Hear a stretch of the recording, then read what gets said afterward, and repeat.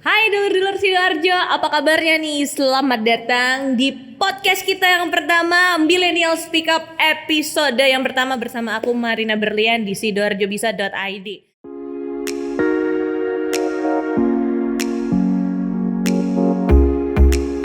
Tujuan dari podcast ini adalah ngajakin kamu dulur-dulur Sidoarjo untuk bisa ngedapetin inspirasi dari narasumber-narasumber kita yang mau kita hadirkan nih. Ada yang bisa kamu dengerin juga di Spotify dan juga di YouTube ya kalau mau liatin videonya kayak gimana. Nah, untuk episode pertama ini aku mau ngajakin kamu ketemu sama entrepreneur muda dari Sidoarjo yang mana dia ini selain jomblo tapi juga punya yang namanya nih produknya snack. Harus kayak gitu ya, snack. Pasti dulur-dulur udah pernah nyobain ya. Ini adalah kue sus premium yang pastinya punya rasa yang di dalamnya itu nggak kosong. Jadi ada yang strawberry, ada yang coklat, banyak deh pokoknya. Sekalian nih kamu bisa dapetin ilmu kayak gimana sih untuk bisa memulai suatu bisnis di tengah pandemi ini. Atau mungkin kamu yang udah punya bisnis nih ya, gimana caranya untuk tetap survive melawan koronces ini ya, atau corona ya di tengah masa pandemi ini. Langsung aja kita ketemu sama Mas Jody. Halo Mbak Berlian. Mbak Hariski. Halo. Apa kabarnya? Baik, alhamdulillah. Ini kamu tadi dari mana? Dari tadi sih. Dari. Maksudnya kamu memang asli Sidoarjo kan, Mas? Rumahnya memang Sidoarjo. Sidoarjo. Oh, berarti udah ya valid ya. Teman-teman Sidoarjo bisa.id ini udah valid kalau memang Mas Jody ini asli Sidoarjo, rumahnya di Sidoarjo juga.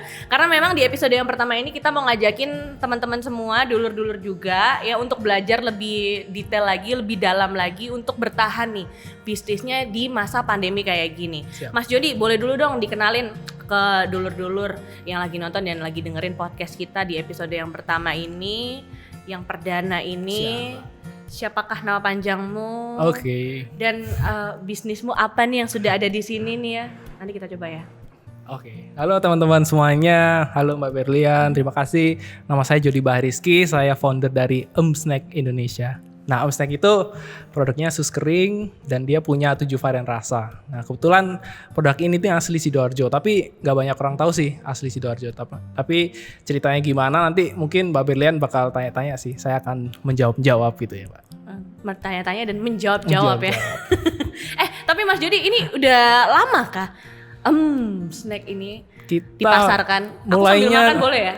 2015 Mbak sebenarnya. Jadi waktu kuliah dulu kita bikin snack ini, tapi mulai bisnisnya di tahun 2011. Dengeran gak sih aku ngomong? Hah? Denger lah. Klemes-klemesnya ya? terus dari? Nah dari 2011 itu udah mulai coba bisnis-bisnis gitu. Nah awalnya waktu SMA, saya bisnisnya ini kaos jersey bola. Wah. Waktu itu kan booming banget ya, 2011 kayaknya. Tim bola mana nih? Saya karena penjual jersey bola jadi semua tim saya harus gimmick oke lah gitu. Biar banyak yang beli gitu. Gitu ya. Nah, terus 2011 lulus SMA, lulus tahun berapa ya? 2013 lulus. Saya di Jakarta, Mbak, kuliah. Kuliah di kampus swasta di sana dan sambil kerja juga sebenarnya. Nah, tapi kamu memang mulainya berawalnya dari Sidoarjo ya waktu itu jersey ya?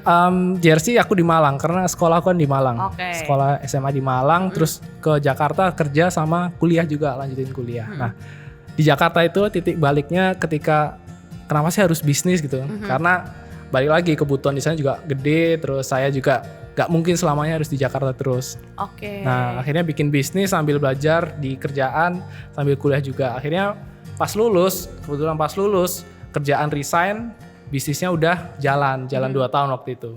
Dulu waktu itu kuliahnya jurusan apa memang? Jurusan IT. Nyambung banget ya, Mbak? Gak nyambung. Kalau mungkin buat banyak orang ya, dulur-dulur gak mikir, ini kuliahnya IT kok bisnisnya bisnis kuliner. Tapi tetap diambil sisi positifnya sih. Gara-gara kuliah IT jadi ngerti teknologi dikit-dikit lah gitu. Oh gitu. Tapi apa yang bikin kamu kok suka banget untuk yang namanya mencoba berbisnis? Mulai dari jersey, terus juga di Jakarta sempat bikin bisnis atau gitu kan ya. Nah, terus akhirnya di Sidoarjo balik lagi, kamu mengambil yang namanya kue sus ini, sus kering ya yang dikemas dengan premium. Terus premier kan nama hotel kali ya. Ini dibuat kesannya premium banget, terus juga ini Sidoarjo banget. Iya. Ya, kenapa? Nah, dulu kan 2013-an itu saya kerja dan kuliah. Nah, bisnisnya nggak langsung snack, Mbak. Nggak langsung snack ini, tapi waktu itu sempat nyoba bisnis IT juga. Kita ada digital agency, terus ada bisnis kuliner yang kayak makanan ayam suwir. Nah, ayam suwir itu buka outlet, tapi tetap aja rugi gitu. Karena nggak ada waktu buat jaga boothnya, kita bayar orang langsung. Dan akhirnya ya manajemennya nggak tertata rapi. Nah, bikin snack kenapa? Karena kita mikir apa sih produk yang bisa dikirim-kirim ke luar negeri ke seluruh Indonesia tanpa ribet masa kadaluarsanya. Kita pilih snack yang kering, kita pilihlah sus kering gitu. Oke. Nah, kenapa sus kering? Karena berawalnya dari problem. Soalnya kalau bisnis kan kita harus cari problem dan kita nemuin solusinya gitu, Mbak. Nah, sus kering ini waktu saya gigit, dalamnya itu kosong, Mbak, kopong gitu loh. Jadi saya mikir, selama ini kan kayak gitu kan? Emang selama ini yang jual kayak gitu. Dan orang makan sus kering itu harus beli plastik yang gede, yang bal-balan. Nah, orang bayangin, anak muda nggak ada yang pernah makan sus kering waktu itu. Karena di pasarnya juga nggak ada. Beli yang kemasan segini pun susah gitu. Akhirnya saya ambil aja sus kering. Ketika lihat dalamnya kosong, ya udah saya bisa isi nih. Kayaknya bisa coklat, bisa apa, bisa abon waktu itu gitu. Saya cobalah isi bubuk cabe, isi coklat, isi stroberi, dan akhirnya enak juga ternyata.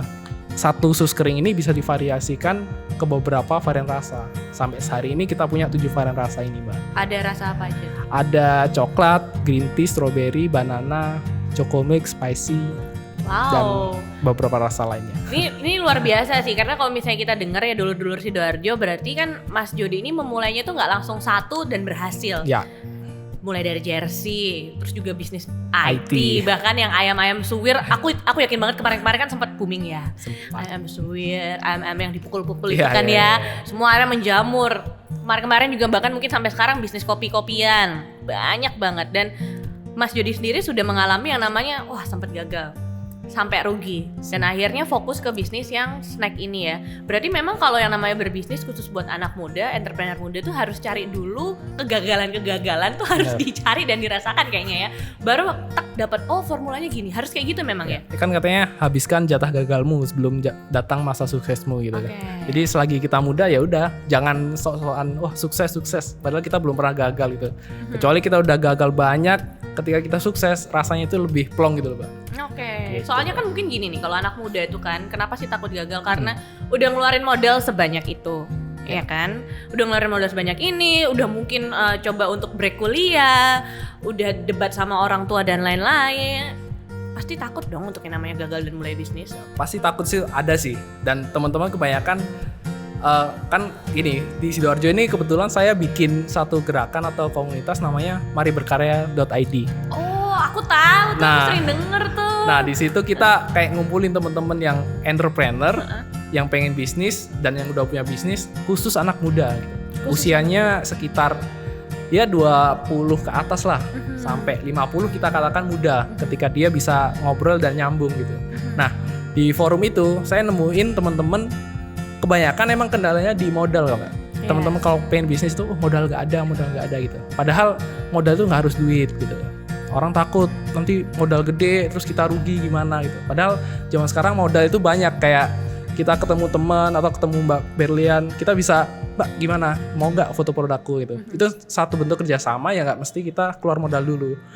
Cara bayarnya gimana? Bagi hasil aja. Ketika ada penjualan kita kasih sekian persen kayak gitu itu sih. Oke, ini menarik sih. Nanti kita bakal belajar lebih lanjut lagi sih. Tapi ini kayaknya kalau yang di depan aku dan di depan kamu dulu dianggurin kayaknya nggak enak juga nih ya. Itu bukan anggur sih, Mbak.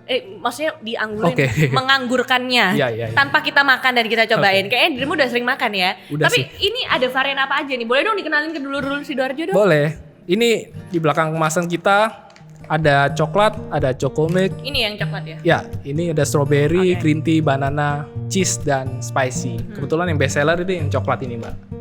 Oh, yang coklat iya sih, enak banget sih. Karena kan biasanya kita makan kue sus kayak tadi katanya Mas Jody kan biasanya dalamnya kosong. Terus biasanya tuh keras. Iya kan, keras banget, kayak susah banget sih dikunyahnya. Ini enggak gitu loh. Dan kemasannya gede, Mbak. Bener, ini lebih crunchy juga. Terus selain 7 varian rasa, apa nih yang ngebedain nih snack sama yang lain? Nah, ngomongin perbedaan sih sebenarnya semua snack itu sama aja, fungsinya untuk dimakan gitu kan. Cuman di Snack ini punya value bahwa kita ini pengen ngajak teman-teman yang pengen wirausaha atau pengen belajar jualan, bisa loh join ke Snack, gak cuman makan aja gitu. Tapi dia bisa jadi bagian dari tim reseller kita. Oh gitu. Nah, tim reseller kalau biasanya di produk lain itu ya udah kita kasih produk, kita kasih harga lebih murah, jual deh gitu. Kalau di Snack kita punya grup khusus para reseller itu dan kita bikinkan kelas-kelas tiap minggu. Oh, tiap minggu, tiap bulan gitu. Ada kelas tentang digital marketing, copywriting, atau cara promosi di Instagram dan lain-lain. Jadi mereka itu nggak cuman jualan produk aja, tapi mereka sambil belajar gitu. Investasi reseller ini sambil belajar gitu. Oke, jadi sambil mengedukasi juga, dapat cuan juga gitu ya. Ini kalau mau order biasanya di mana nih? Coba dong, kasih tahu dong. Aku mau ambil satu. Kalau order sebenarnya kita udah tersebar di seluruh kota di Indonesia. Jadi teman-teman bisa cari di Instagram kita @em.snack. Di situ bisa cari deh. Ketik aja di Instagram @emmh, nanti muncul Jakarta, Surabaya, mana. Nah, sesuai sama kota kamu nanti hubungin aja distributor kita. Kalau misalnya abis nonton podcast ini terus misalnya mau pesan dapat diskon? Dapat dong. Dapat dong, langsung kayak gitu loh ya. Tapi ngomong-ngomong nih, kembali lagi ngomongin soal bisnis ya. Tadi kita sempat berhenti di modal. Siap. Ya. Mungkin buat dulur-dulur Sidoarjo, kalau yang masih sekolah, yang masih kuliah, atau yang udah punya tanggungan ya, udah punya tanggungan kredit ini itu, anak, istri dan lain-lain, untuk memulai usaha tuh kayak gimana sih hitungannya kita untuk bikin modal itu? Apakah kayak sekian persen dari tabungan kita, dari gaji kita, atau harus pinjem? Nah, ini menarik juga sih. Emang banyak orang yang kayak gitu. Kayak saya bilang tadi, teman itu pusing aku pengen bisnis, punya ide nih, tapi butuh modal. Tapi ketika dia dikasih modal, dia bingung lagi. Modal segini buat apa gitu? Aku belum bisa cari suppliernya, belum bisa cari bahan bakunya dan lain-lain. Nah, makanya saya bilang modal utama itu adalah networking, ilmu, dan kita punya teman banyak, punya komunitas, itulah modal paling gampang sih sekarang daripada uang ya. Hindarin utang dulu, hindarin pinjem uang. Oh, jadi jangan utang dulu ya? Ya sebisa mungkin jangan sih. Kecuali kita udah jago ya. Udah punya perhitungan, dapat proyek sekian nih. Kalau masih pinjem newbie, ya, mending jangan dulu. Kalau cuman eksperimen sih, ya datang aja ke Sidoarjo, bisa belajar ke teman-teman di sini gitu. Ya bener juga sih. Jadi kalau untuk memulai suatu usaha, teman-teman mungkin nggak harus mulai yang wah besar nih, aku harus punya tokonya dulu nih ya. Sekarang lewat online aja bisa. Bener. Apalagi sekarang lagi pandemi, semua orang tuh banyak memanfaatkan yang namanya usaha dagang atau kuliner tuh semua serba online. Kalau menurut pendapatnya Mas Jody sendiri gimana? Udah mulai menjamur nih, ada yang jadi chef dadakan, ada yang jadi bisnis dadakan gitu, entrepreneur dadakan, gimana? Nah, sekarang musim ya WFH gitu ya, work from home. Padahal saya juga WFH udah mulai awal kuliah dulu gitu loh. WFH teman-teman kan yang biasa kerja di kantor sekarang tiba-tiba WFH kaget gitu loh. Wah, ternyata WFH gini ya, enak. Ada yang bilang enak, ada yang bilang enggak gitu. Nah, teman-teman yang kondisi pandemi saat ini menurut saya momen yang pas buat teman-teman buka usaha, karena banyak orang butuh maksudnya butuh jualan tapi nggak bisa produksi gitu loh, nggak bisa bikin, nggak bisa cari supplier. Nah, ada beberapa orang yang jago produksi, jago jualan, tapi waktu kemarin nggak ada waktu karena di kantor ini. Makanya lakuin aja yang bisa jualan aja. Jadi nggak apa-apa ya, walaupun memang istilahnya dadakan jadi chef dadakan jualan itu nggak apa-apa ya. Nggak apa-apa banget. Jangan malu kalau misalnya mau nyoba gitu ya. Walaupun memang untuk branding dan lain-lain belum ada, itu nggak apa-apa ya. Nggak apa-apa, sambil jalan sambil belajar ntar jadi sendiri, karena bisnis nggak bisa sekali belajar jadi sih. Gitu. Yes, apalagi sekarang ini kita semua diajak belajar untuk bisa survive. Benar. Mungkin buat dulur-dulur yang udah punya bisnis, ada yang mungkin punya kafe, punya apa, sementara harus tutup. Pandangannya Mas Jody sendiri gimana nih, khusus yang udah punya bisnis yang sekarang di tengah pandemi terpaksa entah omsetnya turun, tutup, bahkan mungkin gulung tikar. Ya, yang tutup sih teman-teman kemarin juga banyak yang punya coffee shop gitu-gitu ya. Tapi di balik suatu musibah pasti ada solusinya sih. Nah, teman-teman yang pinter mencari peluang dan jeli, mereka biasanya contohnya coffee shop ya. Mereka banyak bikin literan sekarang ya. Mbak pernah beli nggak yang literan? Nah, aku juga ini ya. Oh, ternyata beli literan lebih enak, lebih praktis, nggak usah datang ke tempatnya. Nah, kayak gitu-gitu sih menurut saya harus adaptif ya. Kita ngadepin suatu momen naik turunnya bisnis. Di Snack juga kita adaptif juga. Yang dulunya customer itu belinya banyak-banyak sampai ribuan pieces, di masa Covid kemarin dan sampai hari ini teman-teman itu belinya reseller kita sampai ratusan aja sih. Tapi rutin, continue gitu. Itu salah satu cara adaptif kita untuk menghadapin pandemi kayak gini sih. Jadi walaupun sedikit tapi continue. Yang penting continue Dan aja. tadi juga kan Mas Jody bilang harus adaptif. Nah, kalau adaptif sekarang ini apakah memang semua harus dibuat serba digital? Toko sepeda sekarang ya, Mbak. Toko sepeda itu 90% customer-nya belinya online, Mas. Karena kita mau masuk ke toko sepeda harus antri gitu. Jadi mending beli online, ada WA-nya langsung aja. Nah, WA itu juga salah satu digital juga. Jadi mau nggak mau kita harus digital sih. Walaupun mungkin awalnya gaptek. Yap, Berarti juga benar. harus bisa skill kayak desain, food photography, berarti itu harus juga dong. Ntar mundur mikirnya, aduh kok ribet banget sih harus belajar ini lagi. Nah, terus kemarin di komunitas Mari Berkarya yang punya saya itu juga teman-teman pada kolaborasi. Biasanya yang punya produksi keripik nih, tapi nggak bisa desain kemasan. Oh ternyata di Mari Berkarya ada orang desain kemasan. Mereka akhirnya kolaborasi. Daripada hire orang, hire pegawai, mending bayar aja sekalian. Yang udah pasti bagus gitu. Mumpung di Sidoarjo ini ada yang namanya contoh sidoarjobisa.id ya teman-teman. Banyak konten-kontennya yang bermanfaat kalau teman-teman lihat di Instagram. Terus juga ada Mari Berkarya. Sebenarnya kalau kita ngeliat potensi di Sidoarjo tuh bisa ya sebenarnya. Bisa ya, banget. untuk kolaborasi dan mencari peluang ya. Baru 2 tahun lalu dong ya? 2 tahun lalu ketika balik saya pertama kali ngumpul-ngumpul sama teman-teman yang sama-sama punya pikiran, ayo Sidoarjo kita bawa kemana ini? Ayo Sidoarjo ini dibikinin kumpulan-kumpulan anak muda dong, sing bikin gerakan kreatif kayak gitu. Akhirnya kita waktu itu sempat ngumpul di satu kafe, ngobrolin, ayo bikin coworking space, ayo bikin gerakan ini, gerakan itu. Akhirnya kita sempat jalan. Cuman pada akhirnya juga tetap pada prinsip ini sih, industri kreatif itu nggak mesti harus jadi satu, tapi bisa bercabang-cabang dan tiap cabang ini punya karya sendiri-sendiri. Oke. Gitu. Jadi, Yang penting untuk kota Sidoarjo kita bisa bermanfaat gitu. betul banget. Jadi banyak hal yang sebenarnya dulur-dulur di Sidoarjo, kamu-kamu yang lagi nonton ini bisa untuk mengembangkan usaha kamu, talent kamu, apapun itu di sini sebenarnya banyak. Cuman memang kan kalau di Sidoarjo memang tidak seperti kota-kota besar lainnya ya. Kita ini kan masih merintis berkembang dengan berbagai UKM dan lainnya. Nah mungkin Mas Jody Bariski ada nggak nih pesan buat dulur-dulur Sidoarjo, baik itu yang mungkin baru aja mau mulai atau sudah memulai sebuah bisnis? Ya, buat temen-temen dulur-dulur Sidoarjo yang mau mulai bisnis, mulai aja gitu. Kayak tagline-nya suatu marketplace, mulai aja dulu gitu. Jadi teman-teman gak usah takut gagal, karena gagal itu pasti. Nah, yang udah mulai usaha, yang awal-awal pasti ngalamin gagal. Wah, aku udah bisnis capek-capek gak ada yang beli. Nah itu terusin aja gitu. Karena kurvanya bisnis itu biasanya naik dikit, turunnya gede, naiknya pelan-pelan lagi. Sampai kita udah stabil itu biasanya 1-3 tahun lah. Kalau kita udah lewat 3 tahun, tantangan berikutnya 3-10 tahun dan seterusnya.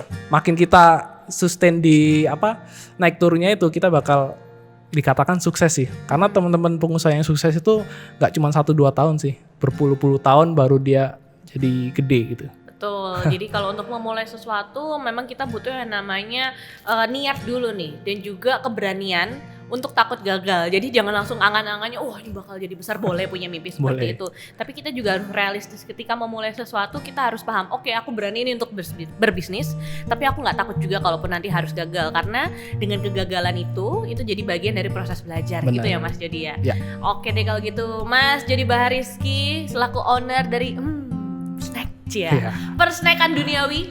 Thank you, Mbak. Terima kasih banyak ya. Sukses selalu. Semoga semakin banyak customernya. Amin. Semakin banyak mengedukasi orang-orang yang mau juga belajar bisnis dengan Mari Berkarya dan jadi reseller dari Snack. Amin. Dan semoga cepat bertemu jodohnya ya. Amin. Karena saya dapat kabar katanya masih jomblo. Mungkin dulur-dulur Sidoarjo ya, yang cewek-cewek boleh lah ya. Kriterianya apa? Di sini, hubungin di sini. Di sini berarti harus jadi customernya Om Snack dulu kalau gitu ya. Thank you ya Mas Jody ya. Oke, Mbak Berlian. Thank you juga buat dulur-dulur Sidoarjo yang udah ngikutin podcast kita di episode yang pertama ini, yang perdana loh ya. Masih ada lagi episode-episode selanjutnya, makanya kamu selalu pantengin nih ya Instagramnya sidoarjobisa.id, YouTube-nya Sidoarjo Bisa. Sampai ketemu lagi, bye-bye. Ya.